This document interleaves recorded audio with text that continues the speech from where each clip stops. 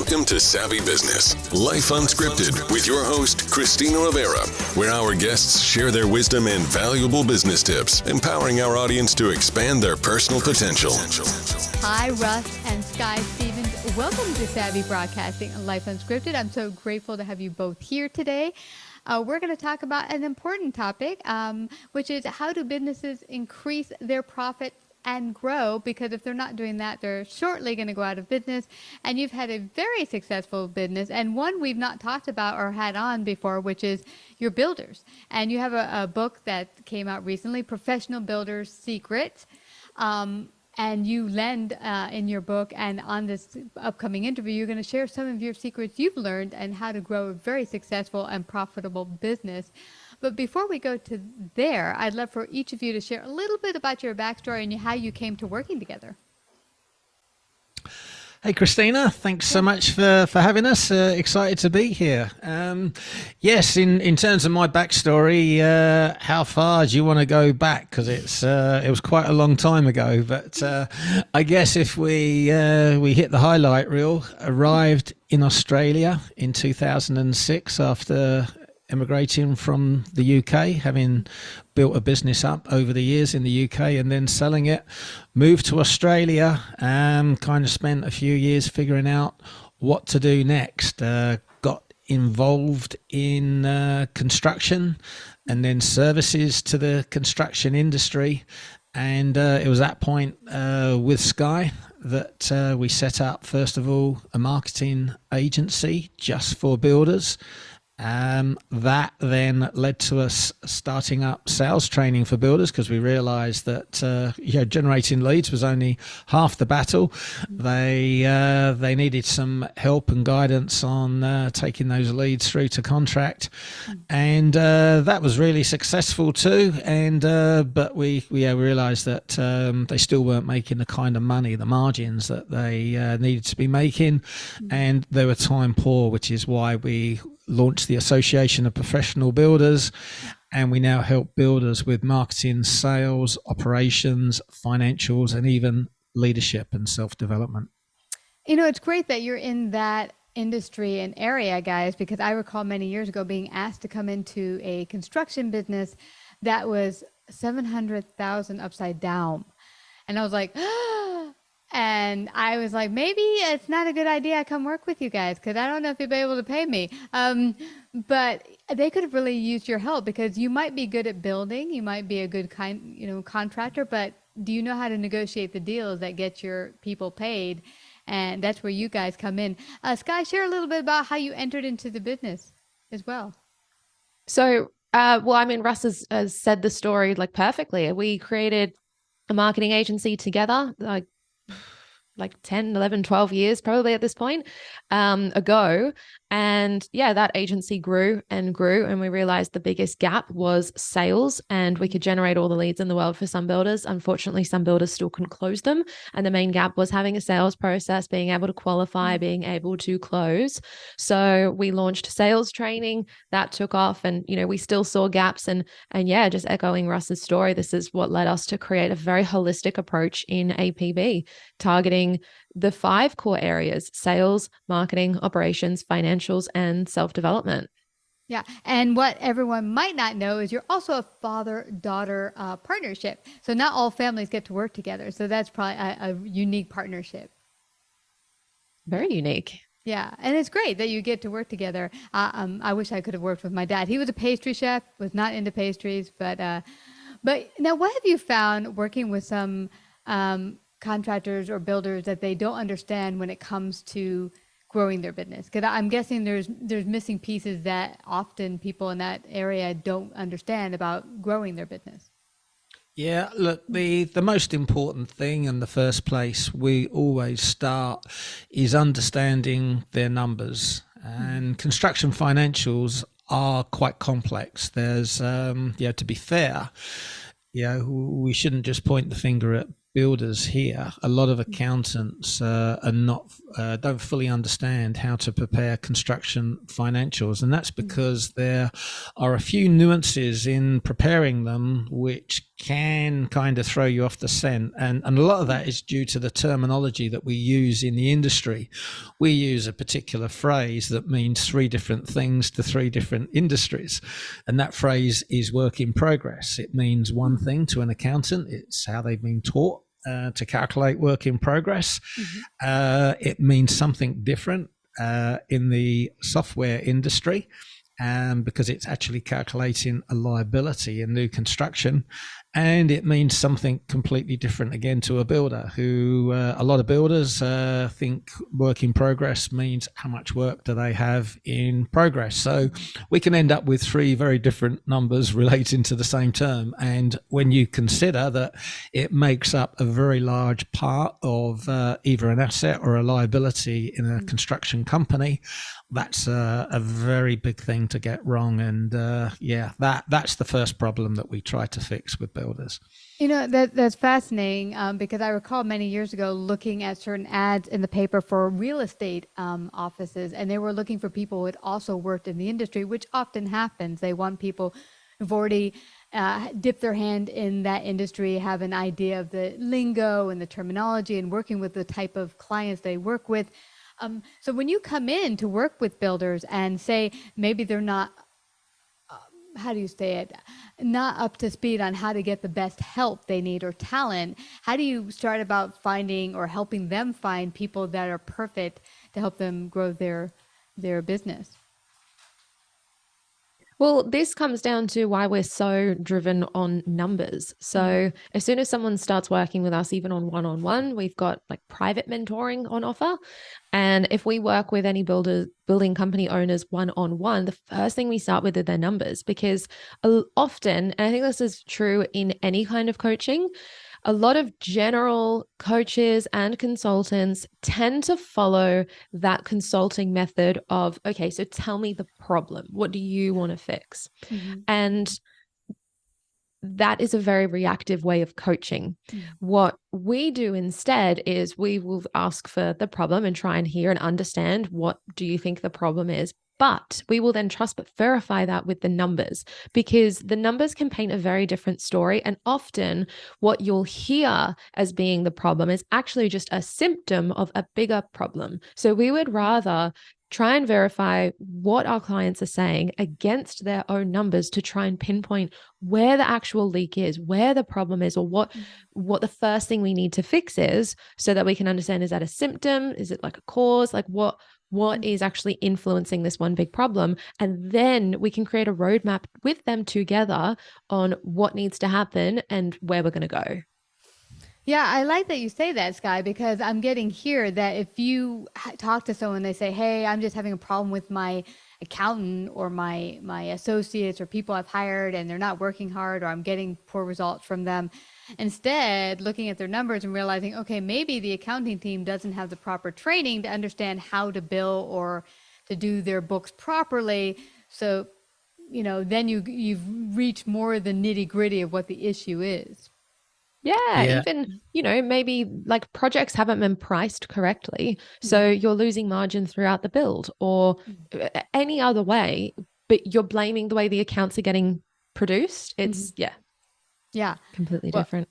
Yeah, it seems really, really vast. Now, when you reach in there, is it like hands-on from beginning to end, or you just kind of come in, give them we're going to sit back, watch what you're all doing, ask some questions, and then evaluate and come back with a plan of action? Or do you stay with them for a period of time to help them work through the issues? Well, we've been working with builders that started with us when we started back in 2014, and we're still working with those companies, helping them to grow, because as you grow a business, you don't suddenly solve all your problems and create the business that's now perfect and can be scaled up.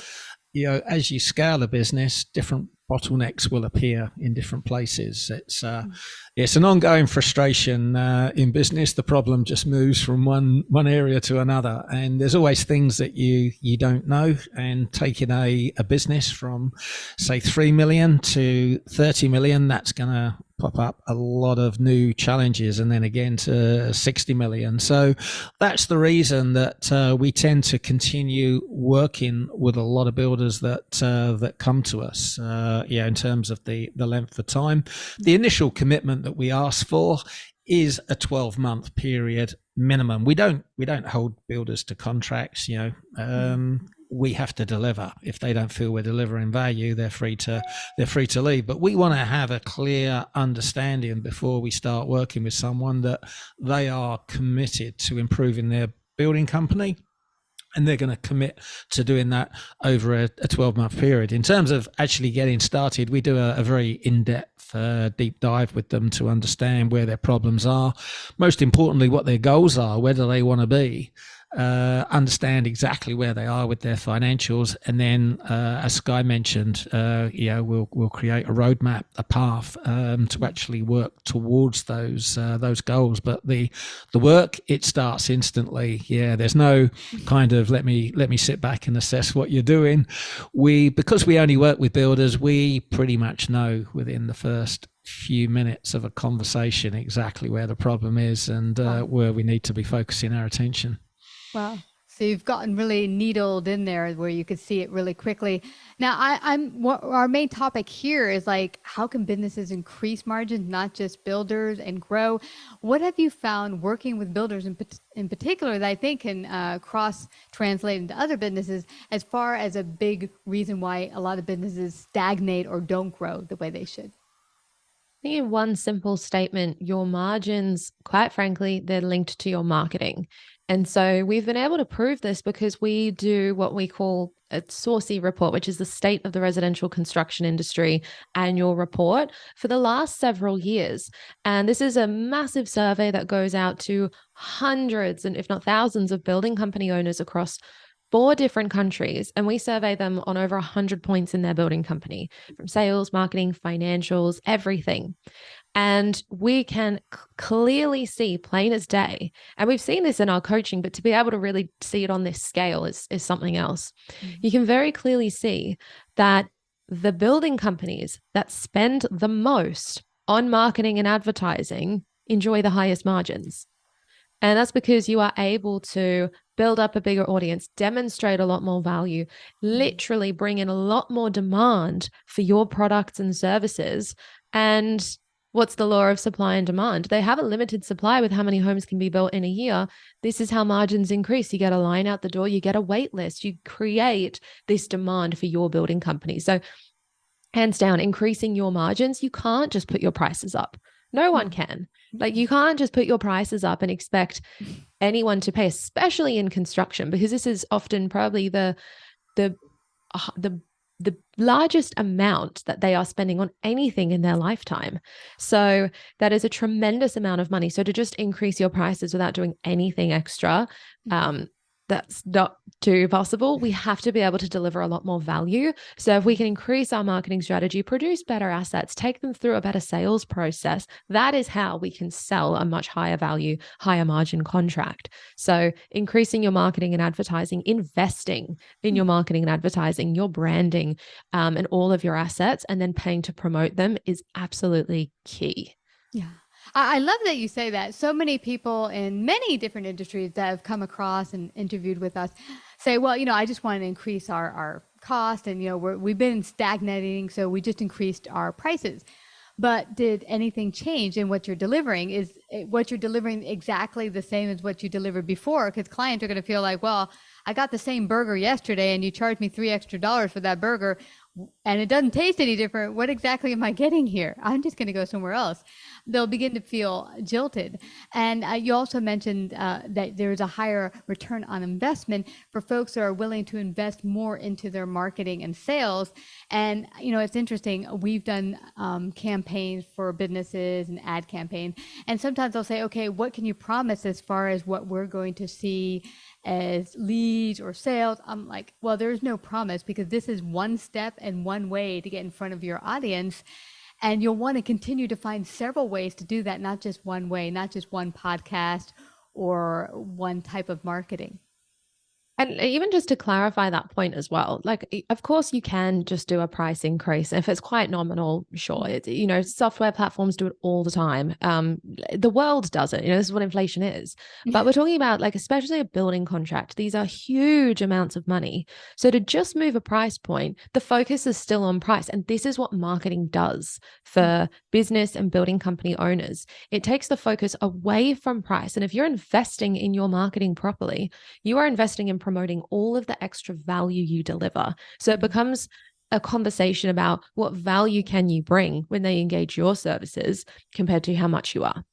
So yeah, it's about competing on value, not price.